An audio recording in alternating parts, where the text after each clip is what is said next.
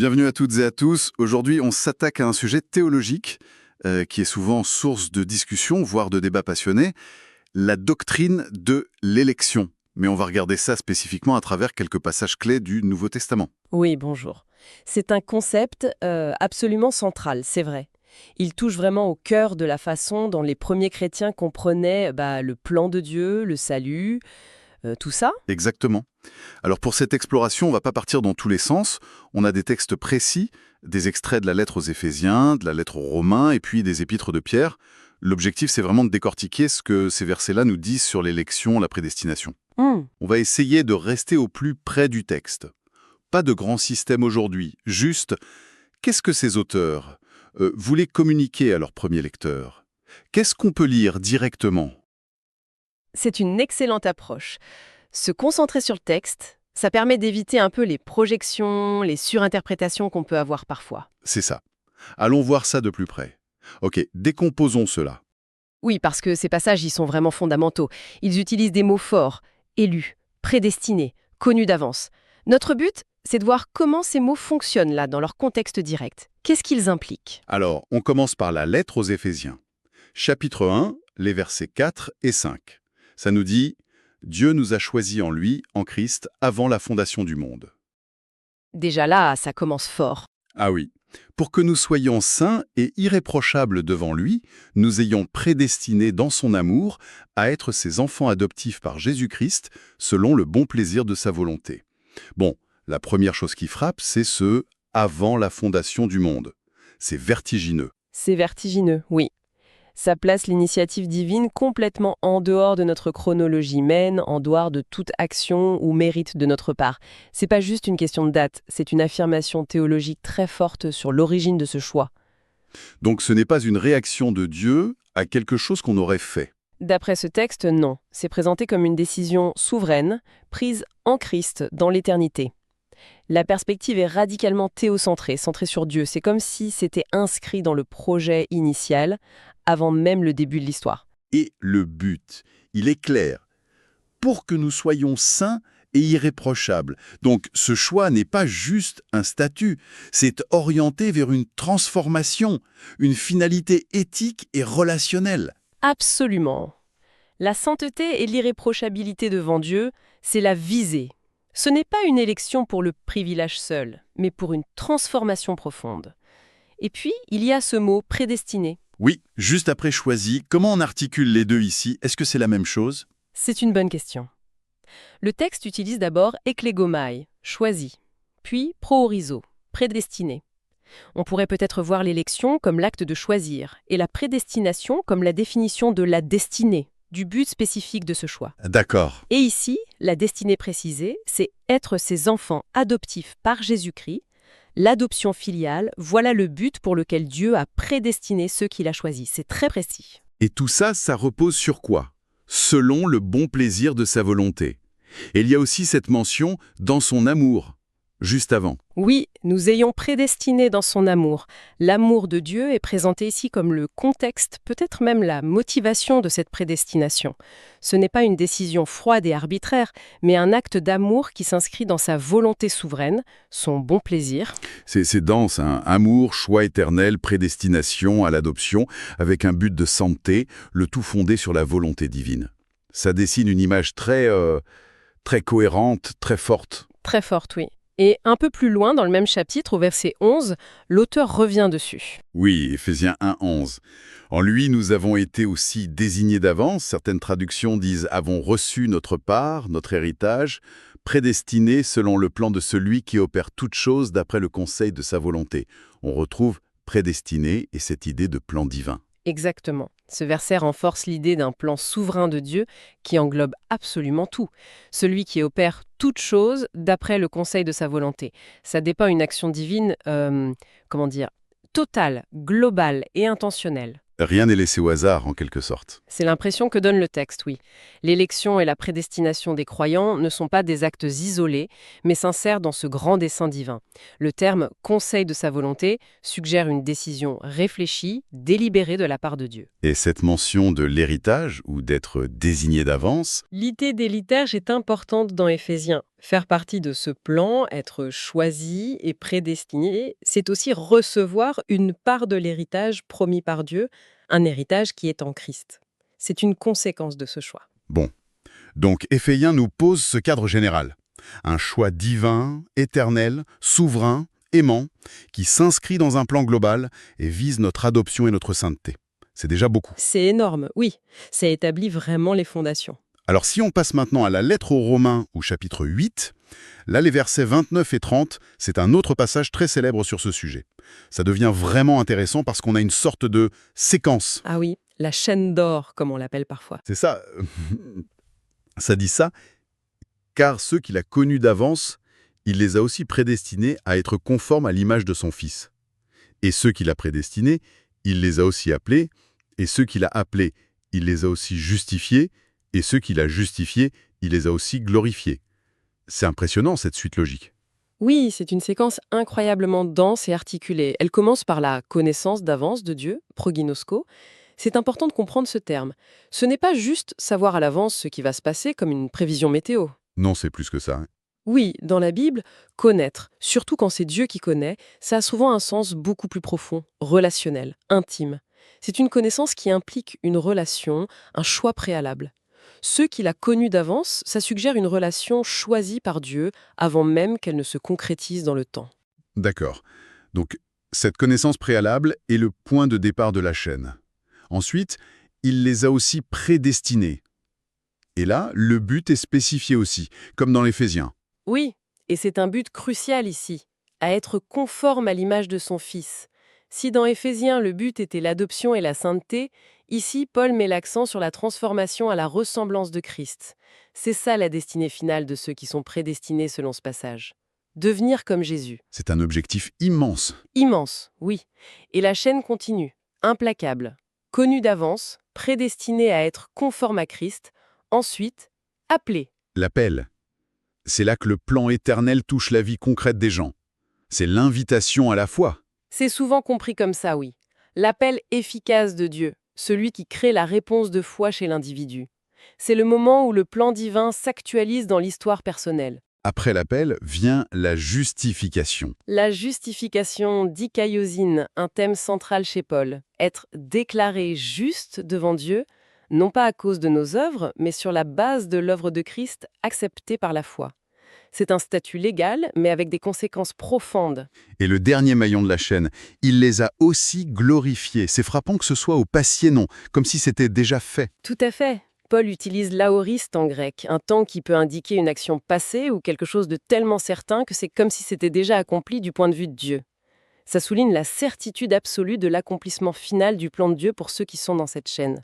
La glorification future est assurée. Cette séquence, connue d'avance, prédestinée, appelée, justifiée, glorifiée, ça donne vraiment une impression de solidité, de quelque chose d'inébranlable, entièrement maîtrisé par Dieu du début à la fin. C'est exactement ça. Si on prend un peu de recul, ce passage de Romains 8, il décrit tout le processus du salut, depuis l'intention éternelle de Dieu jusqu'à la destinée finale, la gloire. La prédestination, ici, c'est le maillon central qui lie la préscience de Dieu à la conformité à Christ et à la gloire finale. La souveraineté de Dieu est vraiment mise en avant. C'est très puissant comme vision. On voit bien la complémentarité avec Éphésiens, mais avec un accent différent, plus sur le processus et la finalité christologique. Oui, les deux passages s'éclairent mutuellement. D'accord. Alors, après Éphésiens et Romains, on va faire un tour du côté des écrits de Pierre. Dans sa première lettre, au chapitre 1, verset 2, Pierre s'adresse aux croyants comme étant « élus selon la préscience de Dieu le Père ». On retrouve la préscience. Et il y a des éléments nouveaux ou mis en lumière différemment, notamment l'implication de toute la Trinité. Non, Père, Esprit, Jésus-Christ. C'est très frappant ici, oui. Ce verset a une structure trinitaire très claire. L'élection est présentée comme une œuvre commune des trois personnes divines.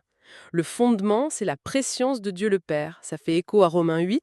Oui, Le moyen, ou la sphère d'action, c'est par la sanctification de l'Esprit. L'Esprit Saint est celui qui met à part, qui consacre les élus pour Dieu, qui travaille à leur transformation. La sanctification est le processus initié par l'Esprit. et la finalité, ici, elle est double, pour obéir et être aspergé du sang de Jésus-Christ. L'obéissance comme but, ça rejoint un peu ce qu'on voyait dans Éphésiens avec la sainteté, non? C'est une conséquence pratique. Oui, tout à fait. L'élection n'est pas une abstraction, elle vise une vie transformée, une vie d'obéissance à Dieu. C'est un résultat concret attendu. Et l'autre partie, être aspergé du sang de Jésus-Christ. Qu'est-ce que ça évoque précisément? La purification? Oui, la purification des péchés, le pardon rendu possible par le sacrifice de Christ, c'est certain. Mais ça évoque aussi très probablement l'idée d'alliance. Dans l'Ancien Testament, notamment lors de l'alliance au Sinaï, Moïse asperge le peuple avec le sang pour sceller l'alliance. Ah oui, d'accord. Donc, être aspergé du sang de Jésus-Christ, ça pourrait signifier entrer dans la nouvelle alliance établie par Christ, être purifié et intégré dans cette nouvelle relation avec Dieu grâce à son sacrifice. Donc chez Pierre, l'élection, fondée sur la préscience du Père, elle se réalise par la mise à part de l'Esprit et elle vise l'obéissance et l'entrée dans l'alliance purifiée par Christ. C'est encore une autre facette. Exactement. Pierre met l'accent sur l'action conjointe de la Trinité et sur les conséquences très concrètes et relationnelles de cette élection. Une vie sanctifiée, obéissante et une nouvelle relation d'alliance avec Dieu. C'est riche. Mais alors, ça soulève une question quand on lit un peu plus loin, dans la deuxième lettre de Pierre cette fois, chapitre 1, verset 10. Là, il y a une exhortation qui peut sembler un peu surprenante à première vue. Oui, 2 Pierre 1.10, c'est un passage important. Il dit « C'est pourquoi, frères, exercez d'autant plus de zèle à rendre votre vocation et votre élection assurées, car en faisant cela, vous ne broncherez jamais. » Comment comprendre ça? Rendre assurée son élection si elle vient de Dieu, si elle est basée sur sa prescience, son plan, comment nous, on pourrait la rendre assurée? Ça semble mettre une responsabilité énorme sur nos épaules. C'est la question clé que soulève ce verset. Et il est crucial de bien le lire dans son contexte. Pierre ne demande pas aux croyants de créer leur élection, ni de la mériter par leurs efforts. La vocation et l'élection restent des dons de Dieu, comme les autres textes qu'on a vus le montrent clairement. Alors, qu'est-ce que ça veut dire, rendre assuré? Le verbe grec ici, bébaios, signifie rendre ferme, stable, confirmé. L'exhortation porte sur le fait de confirmer, de rendre évidente, stable, indubitable, pour soi-même et pour les autres, la réalité de cette vocation et de cette élection divine dans sa propre vie. Comment? Par quoi? Par le zèle, la diligence, dit Pierre, et juste avant ce verset, il a listé toute une série de qualités à développer. La foi, la vertu, la connaissance, la maîtrise de soi, la persévérance, la piété, l'affection fraternelle, l'amour. C'est en cultivant activement ces fruits de l'esprit que le croyant confirme son appel et son choix. Ah, d'accord. Donc, ce n'est pas faire en sorte d'être élu, mais plutôt vivre d'une manière qui démontre, qui prouve que cette élection est bien réelle dans ma vie. C'est ça? C'est exactement ça. C'est l'interprétation la plus cohérente avec l'ensemble de l'enseignement biblique sur le sujet. La croissance chrétienne, le développement de ces qualités devient une sorte de preuve visible, de confirmation vécue de l'action initiale de Dieu. Ça change la perspective, c'est vrai. Ça ne contredit pas la souveraineté divine, mais ça souligne la responsabilité humaine. Précisément, ce verset met en lumière une tension, ou plutôt une complémentarité, qu'on retrouve souvent dans le Nouveau Testament, l'affirmation forte de la souveraineté de Dieu dans le salut, et en même temps l'appel pressant à une réponse humaine active, à la persévérance, à la diligence dans la foi et les œuvres. Il ne résout pas forcément le débat philosophique entre les deux. Non, il ne le résout pas en termes abstraits, mais il affirme les deux aspects comme étant vrais et importants dans la vie chrétienne. Il nous rappelle que l'élection divine n'est jamais une excuse pour la passivité ou le laxisme, mais au contraire une motivation puissante pour vivre d'une manière qui honore cet appel. C'est un point très important. Bon, si on essaye de faire une petite synthèse de ce qu'on a vu dans ces passages spécifiques, d'Éphésiens, Romains et Pierre, qu'est-ce qu'on peut retenir? On a vu plusieurs facettes. Oui, D'abord, Éphésiens nous a montré une élection qui est radicalement ancrée dans l'éternité, avant même la création du monde. Elle vient de l'amour et de la volonté souveraine de Dieu. Et son but, c'est la sainteté et l'adoption, nous faire devenir ses enfants. Exactement. Éphésiens pose vraiment le fondement, une initiative divine, souveraine, éternelle, qui fait partie d'un plan plus vaste et qui vise notre transformation et notre relation à Dieu. Ensuite, Romains 8, lui, a déroulé comme une chaîne logique presque inéluctable, de la préscience de Dieu jusqu'à la glorification finale. Oui.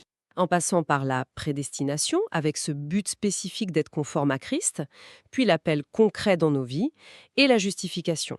Ça souligne la certitude et la progression du plan de Dieu pour l'individu. C'est ça.